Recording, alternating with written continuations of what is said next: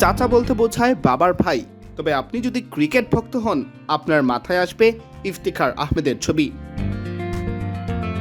পাকিস্তানের ৩৫ বছর বয়সী এই ক্রিকেটারকে অনেকেই চাচা বলে ডাকেন, তবে এই নাম নিয়ে তিনি আছেন ভীষণ বিড়ম্বনায়, বিশেষ করে যখন তার ছেলেই চাচা বলে ডেকে বসলেন।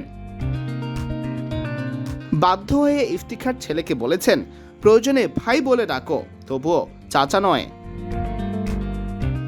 সাম্প্রতিক পডকাস্টে ইফতিখার বলেন, একবার আমার ছেলে আমাকে ডাকছে পাপা পাপা, আমি শুনছিলাম না। ছেলে বলে বসলো চাচা। বললাম একই বললি? সে বলল, আরে পাপা ডাকায় তো শুনছই না। তখন তাকে বলেছি প্রয়োজনে ভাই বল বেটা, তবুও চাচা ডেকো না। ইফতিখারের চাচা নামটা এলো কোত্থেকে? এর পেছনে আছে মজার এক কাহিনী। এর আগে এক সাক্ষাৎকারে ইফতিখার বলেছিলেন, এই নামটা মানুষ বানিয়েছে এবং কে কি বলে ডাকলো তাতে আমার কিছুই যায় আসে না। এই নামের পেছনে ছোট একটা গল্প আছে।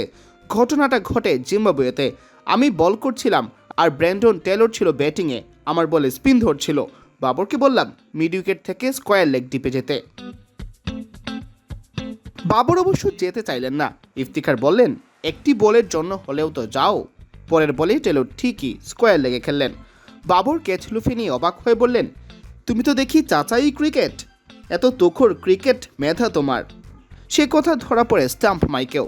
ম্যাচ শেষ করে ইফতিখার রুমে গেলেন, দেখলেন সবাই তাকে চাচাই ক্রিকেট বলে ডাকছেন। তবে ইফতিখার তখন বুঝতে পারেননি আগাগোড়া কিছুই। ইফতিখারের ভাষায়, পরবর্তীতে এক বন্ধু আমাকে জানায় সে সময় বাবরের কণ্ঠে চাচা এই ক্রিকেট শোনা গিয়েছিল।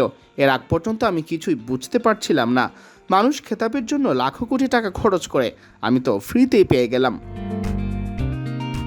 বাবর অবশ্য একবার বলেছিলেন তার কারণে ইফতিখারের চাচা তকমা জুটেছে। ব্যাপারটা মনে পড়লে বিব্রতই হন।